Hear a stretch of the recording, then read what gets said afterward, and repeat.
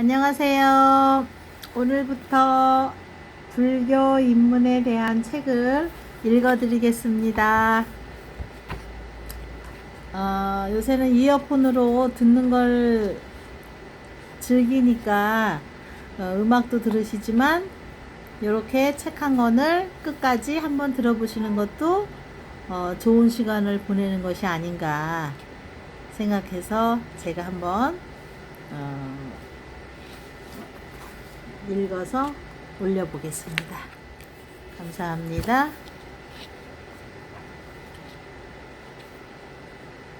왜 종교를 가져야 하는가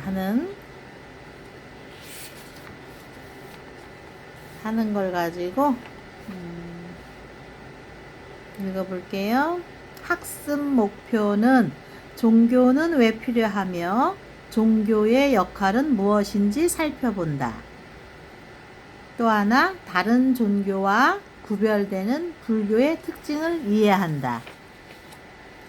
그래서 1번, 어느 날 이른 아침 부처님은 길을 나섰다. 마을에서 가장 부유한 노인이 삶을 마칠 것을 내다보시고 서둘러 그의 집으로 향한 것이다. 그가 살아오면서 단 한 번도 인생에 대해 진지하게 생각하지 않았으며 자신을 돌아볼 시간도 가져보지 못한 채 삶을 마치게 될 것이 안타까웠기 때문이다. 마침 노인은 집을 증축하는 공사를 하던 참이었다. 부처님은 그에게 다가가 이야기를 나누려 했지만 노인은 바빠서 말을 나눌 시간이 없노라고 했다. 어쩔 수 없이 부처님은 그냥 돌아서 나와야 했다.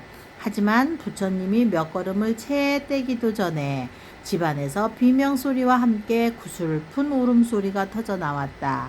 석가래가 떨어져 노인이 세상을 떠났기 때문이다. 이 이야기는 법구 비유경에 나오는 것이다. 부처님이 그날 아침 노인과 나누려고 했던 이야기는 무엇이었을까? 경전에는 나와 있지 않지만 한번 상상해보자. 우리는 행복을 쫓으면서 살아간다. 세상 사람들이 말하는 행복의 조건을 하나씩 갖추기 위해 열심히 노력하고 노력한 결과가 이루어지면 뿌듯해한다. 그러고 나면 삶의 목표는 점점 더 커지고 우리는 좀 더 커진 행복의 조건을 채우기 위해 살아간다. 하지만 아무리 노력해도 일이 뜻대로 되지 않을 때가 있다. 그럴 때는 크게 실망하고 절망하게 마련이다. 이런 때 어떤 사람은 절망을 딛고 다시 일어서지만 어떤 사람은 좌절한 그 자리에서 일어나지 못한다. 우리의 삶은 이렇다. 게다가 행복의 조건은 늘 변하게 마련이라 열심히 노력해서 그 조건을 채운다 해도 죽을 때까지 끝내 만족하지 못한다. 단 한 번도 진실로 행복을 누려보지 못한 채 행복의 조건만 채우다가 삶을 마치는 것이다. 도대체 왜 이렇게 행복하려고 애를 쓰는지, 그렇게 해서 잠시 맛보는 행복은 왜 영원히 만족감을 안겨주지 않는지, 인간은 어떻게 해야 진실로 행복해질 수 있고 두려움이나 불만족이 없는 삶을 살 수 있는지에 대해 진지하게 생각해 보는 사람은 그리 많지 않다. 대부분의 사람들은 남들이 사는 대로 살면서 세상이 제시하는 조건을 쫓으며 남의 눈치를 보느라 남의 인생을 살다가 스스로의 삶을 마치게 된다. 게다가 남을 따라 사느라 이런저런 업을 짓고 그 업이 불러오는 과보는 자기 자신이 받는다. 그러는 가운데 울고 웃고 정신없이 한 세월을 보내는 것이 우리들 보통 사람의 삶이다.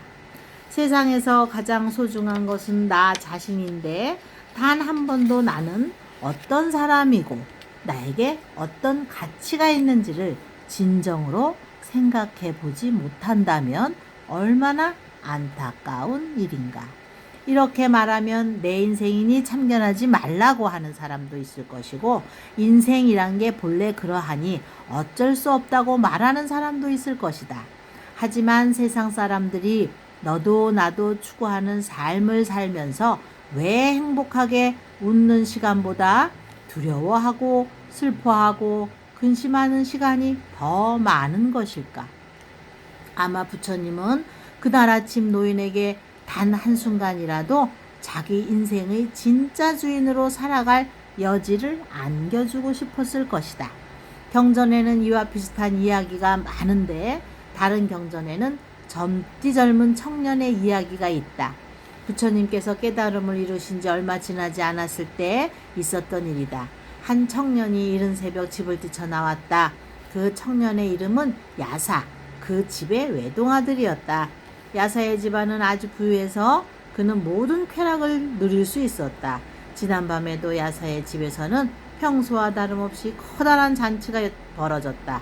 아름답기 그지없는 무희들이 악기로 음악을 연주하며 노래를 부르고 관능적인 춤을 추는 가운데 야사는 향기로운 술을 마시며 잔치를 즐겼다.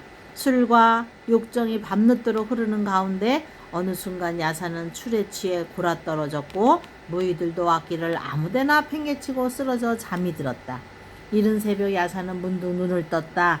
주변을 살펴보자 지난밤에는 그토록 눈을 홀리며 몸과 마음을 흥분시켰던 여인들이 피로를 이기지 못하고 여기저기 뒹굴며 시체처럼 자고 있었다.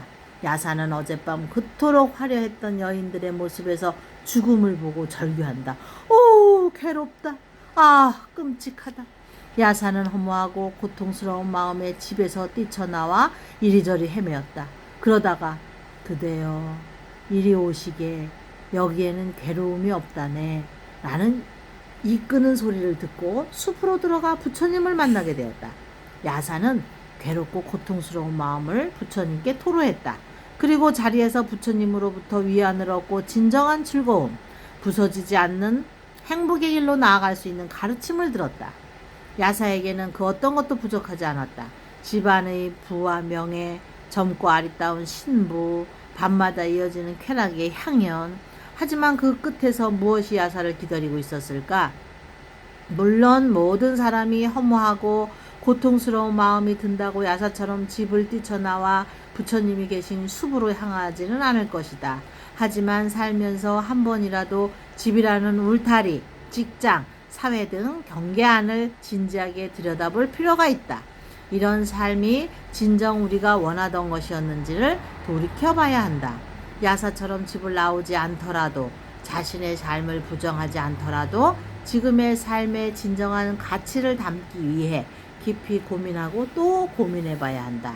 그래야 인생이 부질없거나 허무하지 않다.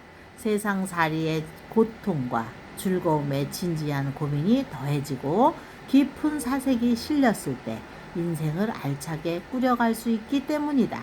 이렇게 덧없는 인생에 진정 귀한 가치를 심어주는 역할을 하는 것이 바로 종교다. 다음 편 2. 현대 사회에서의 종교에 대해서 올리겠습니다. 감사합니다.